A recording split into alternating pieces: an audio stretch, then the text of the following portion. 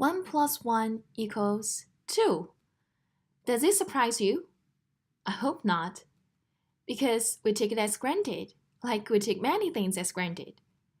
They just happen naturally like gravity. Today I will talk about one of those things, kissing. Do you remember your first kiss? It may be awkward or you didn't know how to tilt your head.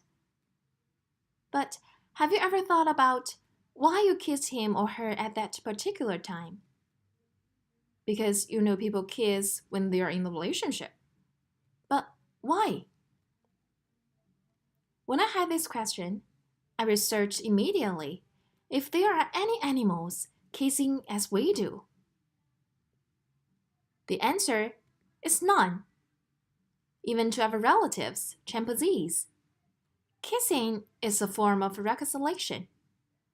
It is more common among males after fights. In other words, it is not a romantic behavior. So what about humans? According to BBC, only 46% of cultures kiss in the romantic sense.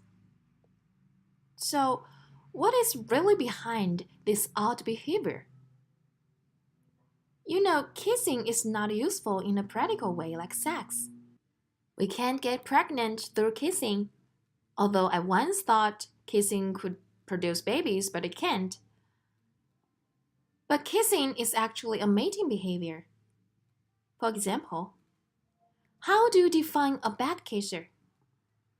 A kiss scientist said, if someone thinks someone is a bad kisser, it is because their smell wasn't right. Like animals who release these pheromones in their urine. But humans don't have strong olfactory skills as other animals. By kissing and tasting someone, it gives the opportunity to assess how similar or different that individual is. People prefer the smell of someone who is genetically different from them. So if you want to find a perfect match, you could forego kissing and start smelling people instead. It's much easier and effective. However, I believe it can convince you to stop kissing because you believe kissing is not just rational. If I tell you that while kissing you exchange 9 millimeters of water, 0.71 milligrams of fats, and 10 million to 1 billion bacteria, will it stop you from kissing anymore? Probably not. So there must be some more powerful forces behind kissing. Back to the history. Kissing is actually a recent invention. Especially using tongues is perhaps from the last 2,000 years. In Hindu culture, kissing was described as inhaling each other's soul.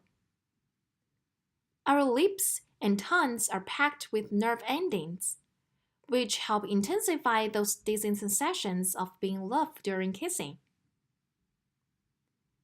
If I ask you to use the same toothbrush with a boyfriend or girlfriend, you are likely to say no. If I ask you to taste his or her saliva, you will be pissed off. But you kiss someone you love anyway, which is kind of similar.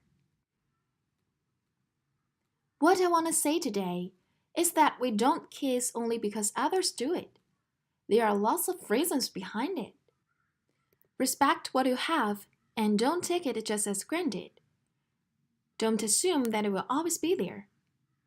And at last, enjoy and cherish your wonderful kisses.